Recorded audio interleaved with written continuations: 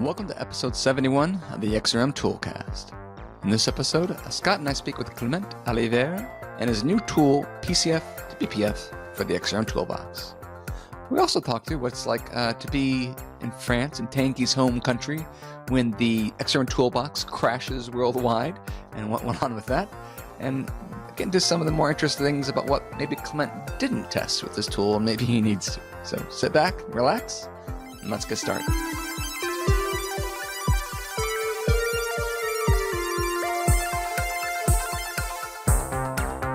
Hello and welcome to another episode of the XRM Toolcast. Me, your host, Daryl, always raising the bar, and Scott. I like plants in my office to row. Scott, how's it going? Very good, thank you. Yes, thanks, Daryl. Yes, I do like plants. Yeah. Someone once told me that they don't trust somebody with plastic plants. So are those real? Those are real plants, yes. But I mean, that kind of struck me as quite a judgmental thing. But then again, I was thinking, but actually, no, it does say something about the character, doesn't it?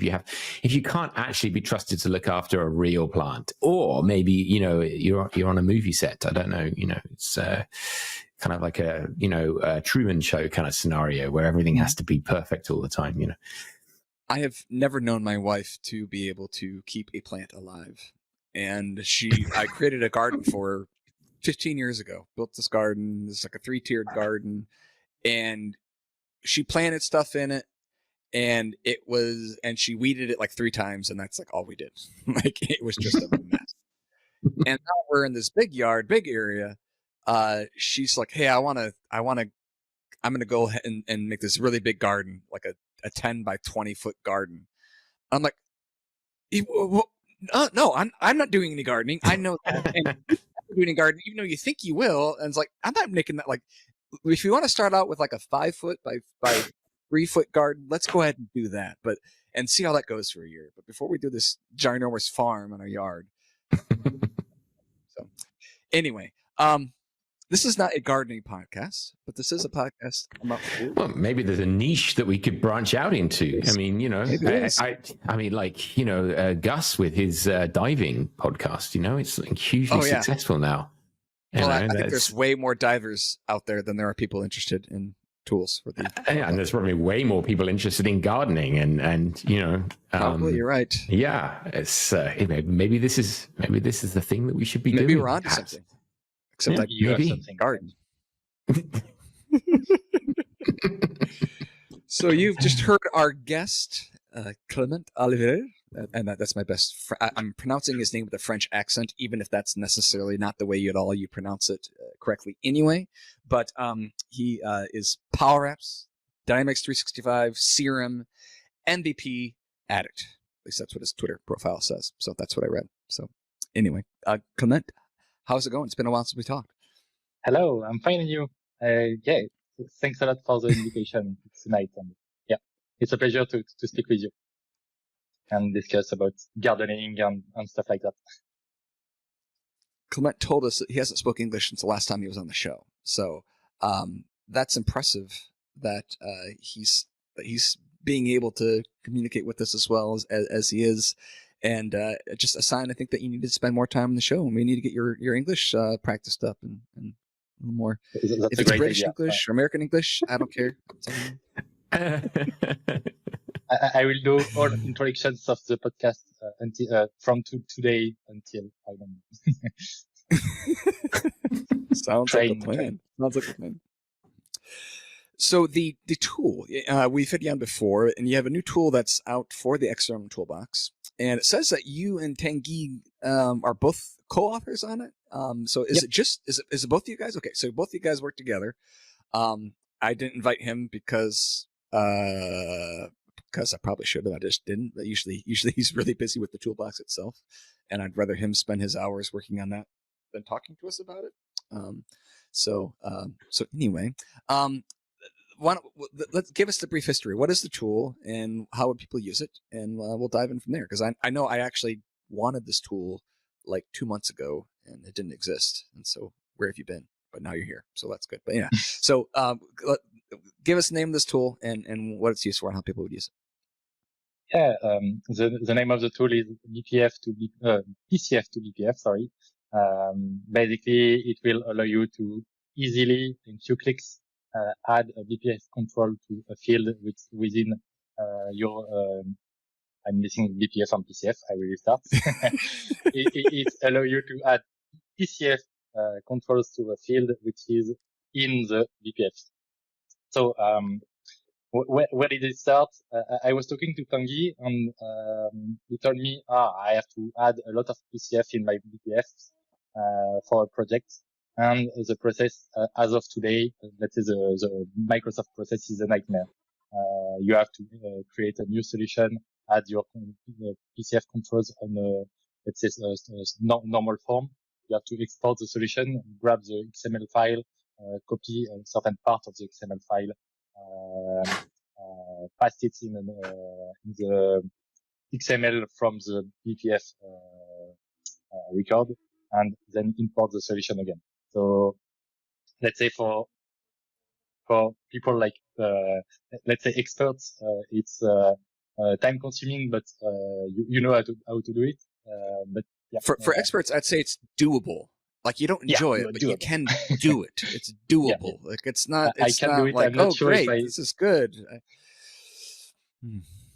So yeah, basically it started like that, and it was like, I think we need a tool for that. And I answered him, you have time to do that? And he told me, right now, not really. So I was like, okay, I will do it. I didn't do XrmToolBox plugin since a while, since the one with Gus, by the way, and I thought it was a good idea to get in, let's say, be back in the game, if I can say that. Get back in win forms again, huh? Yeah, it's a pleasure. It's a pleasure. It's a pleasure. Yeah, so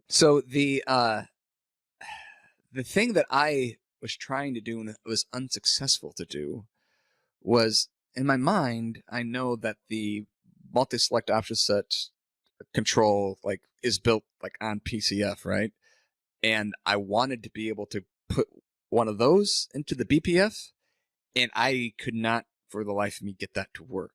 Is that something this tool might handle or do, or not? Because or do you have no idea what I'm talking about, or have you never thought about it? I know what you're talking about, but to be honest, I didn't try that particular control, so I won't lie, I don't know.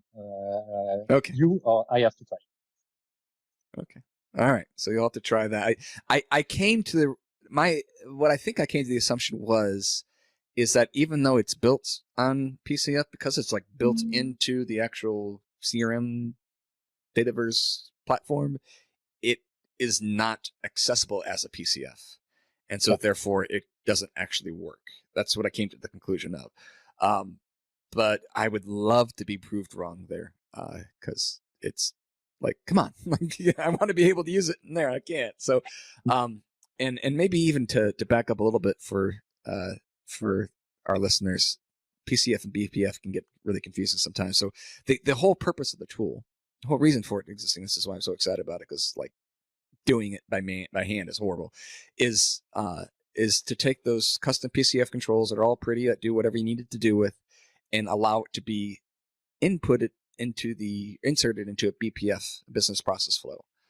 So a little header you have at the top of your form. And there's no way to do that through drag and drop. You've got to do that really weird methodology of doing it. So your tool handles that. Is that something that you've done via, are you doing the same exact steps they are, creating a solution behind the scenes and importing it, or do you have an SDK way to do it that's better? No, it's too painful, even if with XrmToolBox plugin. No, just kidding. But no, the idea is that for each BPF you have a dedicated entity. Well, let's say table. Sorry. Okay. And for each table, BPF table, you have let's say dedicated form definition with the entire XML in it. So the idea is just to grab that. Grab the definition of the different PCFs you want to add to it, get the parameters, and add the different this PCF definition with the correct parameters within that FormXml, with the proper structure. So that's the idea. I just manipulating some XML and I just update the XML form of the BPF. Okay. All right. So behind the scenes, when you create a BPF, and Scott, correct me if I'm wrong here, when you create a BPF, it's creating a new custom table behind the scenes. And for the BPF itself, those are actually just FormXml for that custom table. And so all that Clement's doing here is just injecting whatever he needs directly into that FormXml for that table. Is that something we couldn't do with just a normal solution? Or do we have to? Is their approach really the only way of doing that? Like can we edit the form of a BPF in like for the actual custom table through the normal designer? Does anybody know? It's not supported yet. The entire process I defined earlier is still in preview. I think even if it's from 2019, if I'm not mistaken.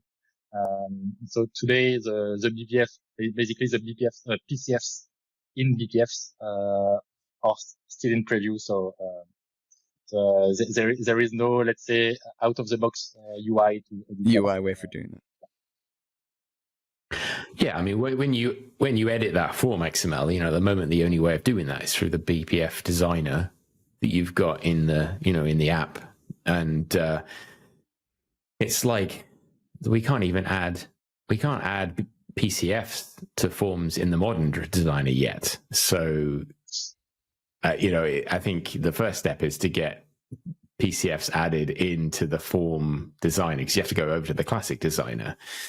So perhaps once we've got PCFs being able to be added into the modern form designer, maybe then we'll get a modern BPF designer, and then that will have the same kind of mechanism. That's my hope anyway. But I don't see that happening for quite some time. So I can see, Clement, your tool being needed for a significant amount of time yet, I think. I'm glad. We had something happen in the XrmToolBox arena that has happened for a long time, and that the toolbox itself basically crashed worldwide for a period of time. Were you involved in that? Do you know anything about that? I mean, you and Tanguy both speak the French. Insider scoop. Yeah. Do you have an insider scoop on what happened and how it was fixed? Or it's not because of the plugin first. I think Tanguy was updating some flows or stuff. I don't have the details. There was one action which crashed, and basically. I think the different packages were not retrieved with the proper versions, and it crashed the tool library. I don't have the details here, and I don't want to say a mistake on behalf of Tanguy, so I won't go deeper in. But it was quickly fixed. Yeah, it was impressively quick, yeah, and Tanguy also put out on Twitter, note updates on what was going on. So I thought he handled it incredibly professionally. Maybe we need to get Tanguy on for the sort of the insider, the forensics. I love kind of war stories like that when stuff goes wrong, because I think, we all talk about what goes right all the time, and that's right, but I think sometimes it's also good to talk about what goes wrong, because then we can all learn from those things. Not necessarily we won't make the same mistake again, but at least, we might have more insight the next time it happens. And grace for people that are making similar mistakes. Yeah, exactly. More forgiving, So, but yeah, I thought Tanguy handled it amazingly, and also it was great because it raises the profile for people to actually understand that there's a lot of stuff going on behind the scenes. There's a lot of things that have to be in place for the toolbox to be working and running efficiently and doing all the things that it does, just on a daily basis for tens of thousands of people. There's only one guy behind the scenes, so yeah, exactly. We went to see Wizard of Oz, the play recently. My family did, and it was the first time my son had ever heard the story, seen anything in the story, so it was all new to him. It was kind of fun to be like, what's going to happen? What's going to happen to the witch and all that? What's going to happen to this wizard? But yeah, so we kind of saw the curtain be pulled back to see Tanguy back there flipping levers trying to get to the story. Pay no attention to the man behind the curtain. Yeah, definitely. So, I mean, whilst you were working on this, Clement, you must have done a lot of testing in terms of like tests, because we all do this, right? When we're writing software, you have to kind of make a change and then test it again and then make a change and then keep on doing it. Was there anything that you noticed during that testing that you thought, oh, that's interesting, I haven't noticed that before, in the spirit of these war stories or things that we can learn from each other? I guess the most interesting things I learned was basically how the PCF was defined within the XML. I never checked it before, because when you do it from the UI, you just drag and drop, configure, and click on publish, and that's it. You're happy. But I was not curious enough to go check before I was investigating for the plugin. So that's the first thing I really learned. As you said, I did a lot of testing because I missed a node in the XML or stuff like that, and I crashed the entire form. So it happened a lot. I had, of course, some buckets next to it to restore it and redo the tests. So yeah, I did a lot of testing besides the plugin itself with a simple console application, and then I try to integrate everything within the plugin, and that's basically where Tanguy came to help, since he's doing a lot of plugins and he has more knowledge than me regarding the WinForms and stuff like that. And quicker developing it, so that's where I helped. So you had a red telephone line. You pick up the telephone directly to. Kind of. Yeah. I'm just sad there's not a giant button like I think with the one you handed me with Gus, like the button took up like half my screen. Like this is the biggest button in the world. Now it just looks like a normal button. So I guess it means you're improving in your WinForm skills. I can change the size of the publish button if you want. No problem for that. There we go. That's a feature request from Daryl. I'm planning the next release, so I can integrate it if you want. So you mentioned that if you missed a node from the FormXml, it would crash the actual BPF. What's the experience there? I've never seen a crashed BPF. If someone was to look at a form and see a BPF that wasn't working because it had a malformed piece of XML, what would they see there? As a runtime? Dummies everywhere, arms and limbs are missing, and windshields are cracked. It's horrible.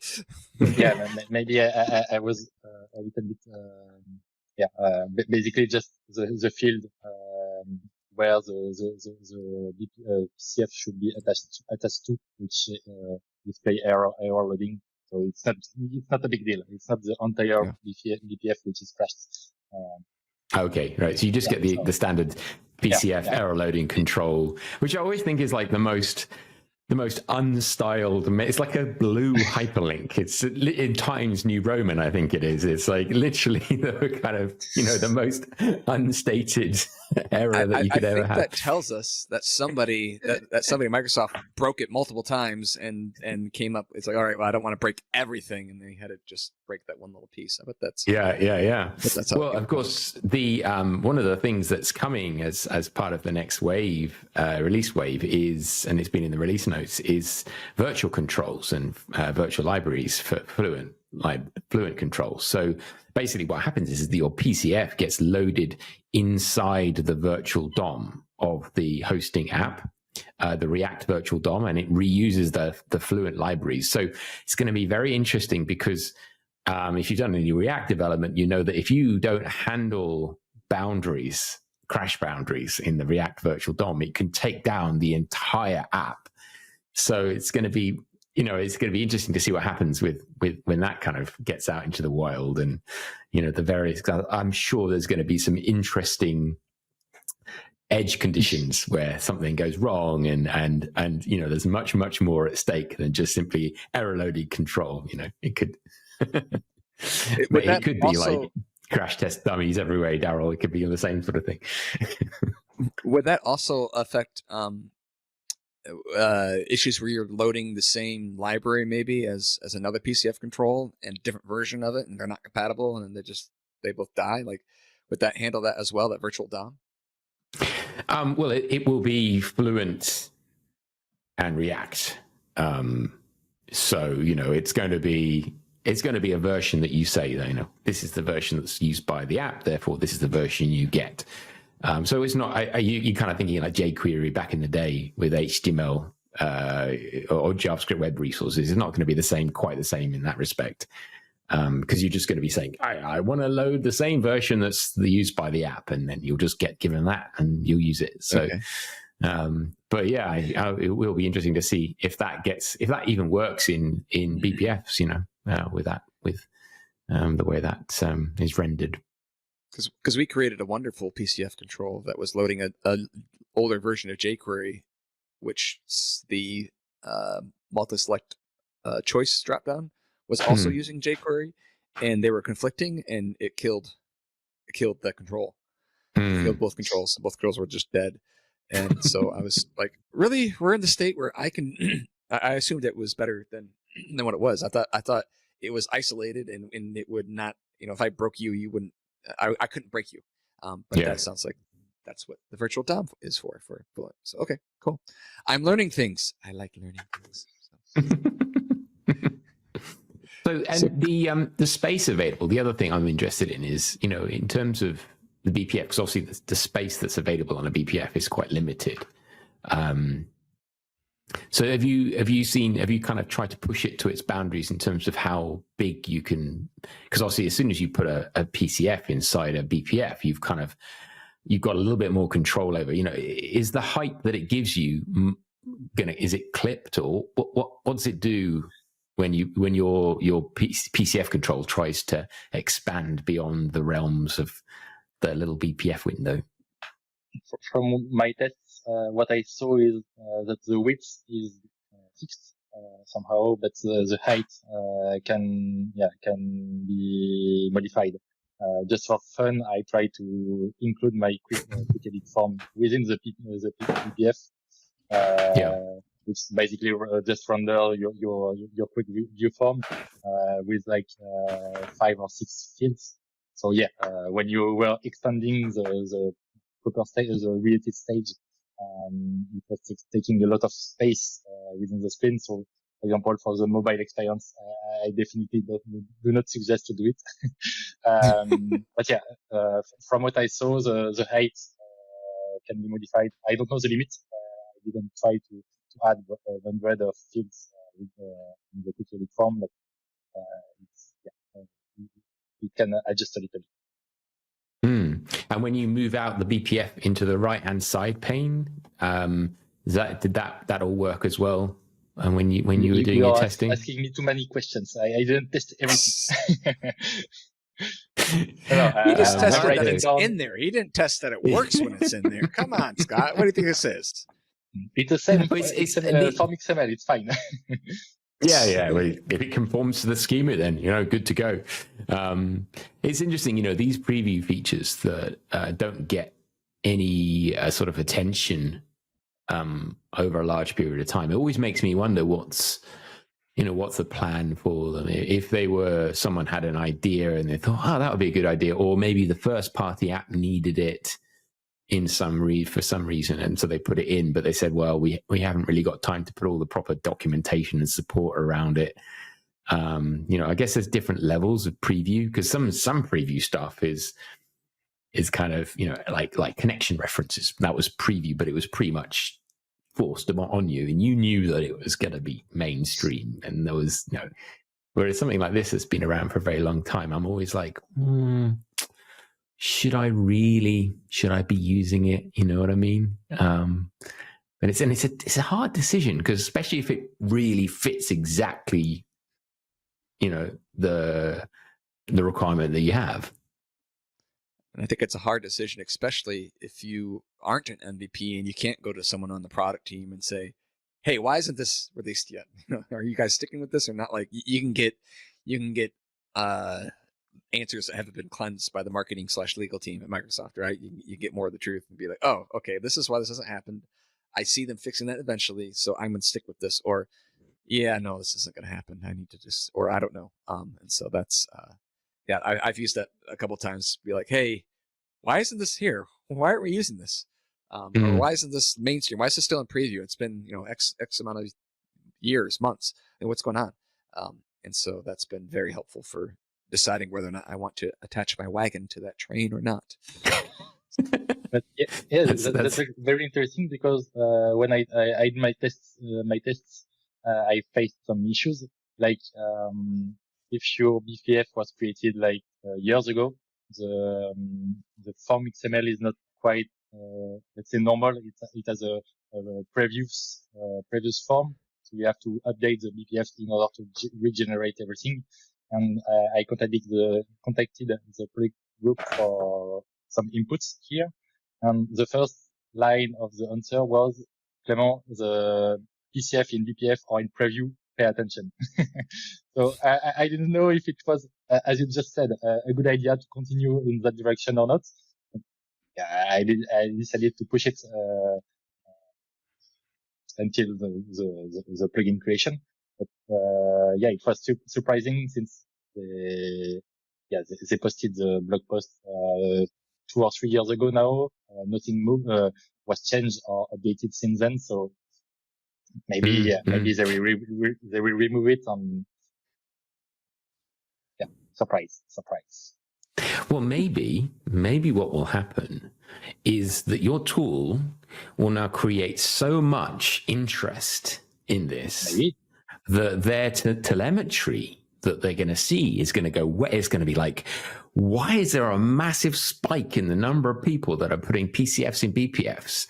And it's like, oh man, we need to get this feature out, released and supported mainstream, because everyone loves it and using. Maybe that's what will happen. Could happen, right? Maybe a little bit like the new command bar to replace, not replace, but to work next to your tool. The rebound bench. Oh, I mean, I think there was never any doubt that had to kind of go as part of the platform. It just took a bit of time. A little bit of time. But I just noticed that I don't think the download counts are working correctly on the XrmToolBox, because right now you've got four versions listed, and there's 0 downloads. Which doesn't seem right. Although, let me check. NuGet says there's 0 downloads. Have you never downloaded your own tool? No. On my side, NuGet says 600 downloads. Okay. All right. With all versions. Well, after this podcast episode goes out, Clement, you can expect that to grow by maybe 3 or 4. I think it's probably minimum, based on minimum. No, 3 or 4 of our listeners may go, ooh, and that's because we only have 3 or 4 listeners. This is the ongoing joke that I may just. Yes, but they love us, Scott. Well, I know. That's the most. I mean, obviously. Actually, it's I noticed that the registrations for Summit North America has just opened up, which is amazing, considering it just feels like we were only there, just a few weeks ago. But it's it's coming on. It's in October, so. Sorry, a bit of a sidetrack, but yeah, Daryl, can you believe it? It was back in already there. It was October last. We were there, right? Yeah, Yep, goodness. that's right. Wow. Where's it at? Where's it at this year? Is it in Nashville again, or Florida, I think it is. Florida. It's in Florida. Okay. Yeah. Go east, central, and then kind of west. So okay, all right. Yeah. Yeah. So Clement, are you going to take your XrmToolBox tool on tour at all? Are you going to be presenting on it at any sessions upcoming? Let's say that I'm not a big fan being a speaker in an event like that, but I did do it for the the Power Platform French Summit end of last year to present. It was not related to any plugins I've developed, but it was around the new capabilities to introduce code within the custom connector. But yeah, but basically, the speaker experience is, let's say, once a year, and it's fine for me like that. But yeah, I need to train and train myself to explain properly the things, to use the proper words for everybody within the let's say the public. I need to train my way to explain things. Let's say it this way. It's not every time easy to be clear for everyone, because you have beginners, experts in the same room, so it's not easy to grab the attention of everyone. Yeah. Well, I think this would be a popular topic to talk about. I think probably a lot of people don't even know it's possible, right? Possible to do these kind of things. And so it's always interesting to see new ways of customizing things to match users' requirements. A lot of people will be interested. So one other question I just thought of. I know, like, if you are hacking Vue XML and stuff, like if you do that, lots of times you can't open up the editor and save it in the actual environment builder, because it won't understand the form XML, or it'll rewrite your changes and stuff like that. Is that the same issue with the BPF to PCF tool here, or PCF to BPF tool? Will it, if you edit it and then you go and open it up and make a change in there, will it work? Is it valid? I have to write down one more test to do. To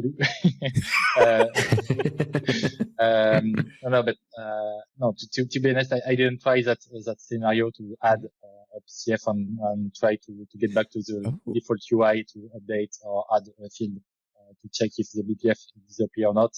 But yeah, I would assume that it's a complete different part of the XML which is modified when you add a field or you modify the PCF. So I guess it would stick together. I hope so. I seem to, because I haven't tried it for a long time, but I think when I did do it last, it did remember it.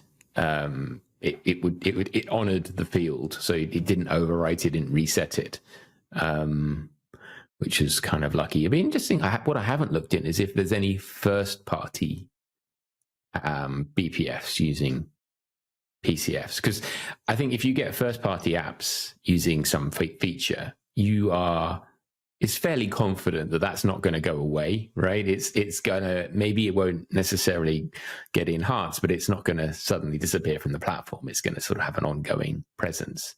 But it's one of those things. Perhaps I need to, get a fully loaded system and export all of the BPFs to see if there's any first-party custom PCFs in there. So is this a complete replacement as well for the BPF? Like, can I create just a normal BPF without any PCF controls on it with the tool? You can create a BPF. You have to create it from the default UI, and then you can edit it. I didn't replace the entire scenario. You can add whatever controls you want to add to it that are out of the box controls as well, or is it really just the control, the field's already been there, I'm just replacing the control for the field that already exists? Yeah, the idea is that you create your BPF first with the different fields and the field type you want. Okay. And when you edit it from the plugin, the PCF which are available are filtered by the type, the compatible type of the field, and then you can select those. So you can't, for example, add a PCF which is bound to a lookup to a text field or the opposite. Cool. To avoid any mistakes of end users or that was the idea. To ease the life of the users as much possible. Oh yeah. Yeah. It's still very, very helpful. Even if it never even ever does that stuff, it's still very, very helpful for the pain that it's keeping us from having to do. And it's such a good example of a lazy developer, because like I've done that once. That's if I do it twice, it's once too many, And so thank you for for being a lazy developer and giving us other tools, giving us tools that help us to not have to worry about this. Yeah, I love it. I think it's a great tool. I guess we all like to share what we like to do, so it's a way to do it for other people, and so that creating tools helps, let's say, me to keep around the programming besides the different projects I have for clients. So it's keeping me in the, let's say, in the what is the word in English, in the loop of the programming in the world. Okay. Let's say this. Cool. Well, it's I mean there isn't a whole lot. It's not a complicated tool, right? It's pretty simple what it does. The name is perfect, right? It's PCF to BPF. I mean, there's not, you didn't call it like chicken hamper or something silly. So props to you for all of that. So anything that we're missing, or anything maybe that you're working on that you'd like to share? Yeah, the first version was only supporting the PCF for the web rendering. I was not lazy, but I didn't introduce the form rendering on tablets rendering. So I've made an update as of today, and I will publish it normally next week to handle the different forms factors. So you will be able now to for a particular field within the BPF define a different PCF for each form factor, and let's say maybe it's an advantage compared to what you can do today with the normal form designer, is that you can for the same PCF on the same field, you can define different parameters between tablets or phone, for example. I don't have an exact scenario in mind which can explain that, but maybe it can be useful in some scenarios. Yeah, I hope. All right. Well, Clement, thank you so much for joining us. Thank you for sharing your tool with the world, and thanks for Tanguy if he's listening. If he listens to these, I don't know if he ever desires to brush up on his English, or if he's interested in what we have to say. But thank him as well for us if you see him. And yeah, is there? I guess we got to the point of the show where we ask: how can our listeners get a hold of you if they want to encourage you, if they want to?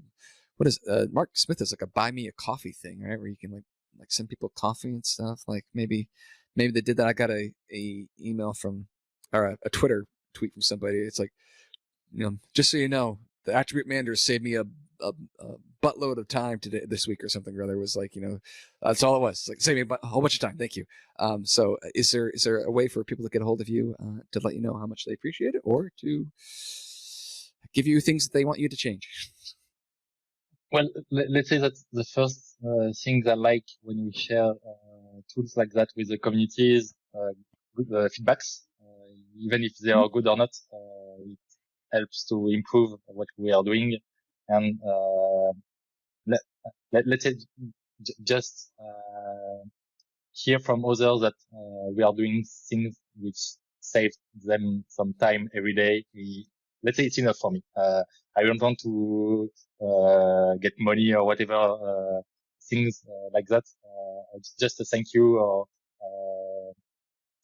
just a thank you is fine for me. it's not a big deal, but Okay. And how can our listeners get a hold of you, Clement? they can reach me on LinkedIn. Just look for Clement Olivier. Twitter, the same. I think it's Clement Olivier with a 0 instead of the O. And then I have a website, a blog. I need to write article, by the way, which is stuff on tacos, but as a website.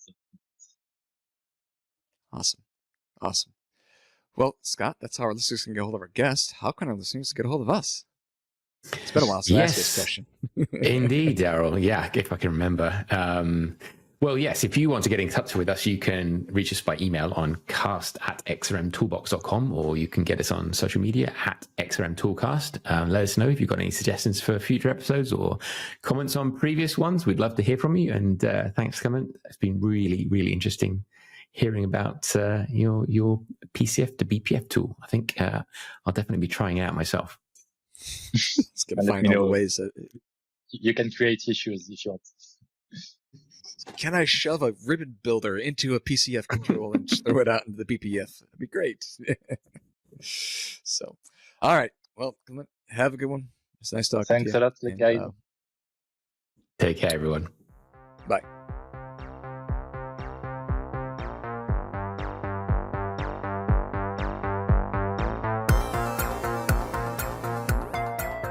This has been the XRM Toolcast with Daryl Labar and Scott Durrell. Produced by Lynn Zawin. If you have any questions or suggestions, please send them to cast@xrmtoolbox.com, tweet @XrmToolcast, or hit us up on our LinkedIn XRM Toolcast page.